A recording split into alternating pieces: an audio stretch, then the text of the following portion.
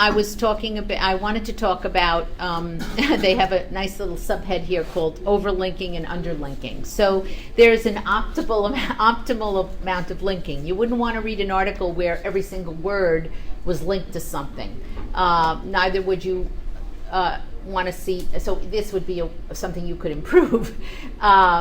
Neither would you want to see an article that had no links to anything. It's totally standing by itself.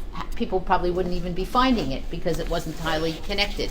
So this is a good page to read to understand that better about the role of links within Wikipedia, branching in, and the branching out.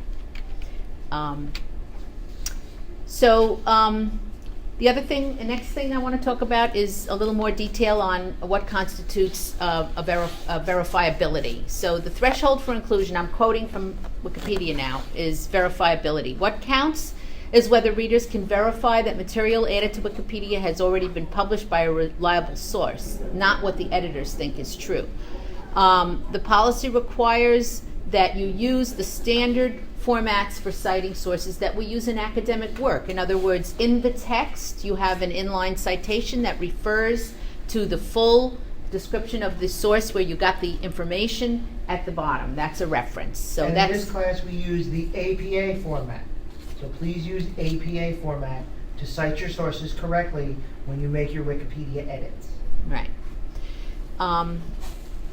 Okay, so they reserve the right. There are editors, I didn't talk about this yet, but there are sort of administrators and editors who have a little more rights than just anybody who signs on to edit. And sometimes they remove things or they put stops on pages if they break some of the more, there are more egregious violations of some of these guidelines. And sometimes pages that have absolutely no references to anything are removed or cited as being, not very good and need improvement. Okay. Another thing that you're going to be asked to do or consider in improving your page is categorization. Every Wikipedia page can be put in many different categories. That's sort of like a meta tags or something. It's a sort of an index term, and some of them are very broad.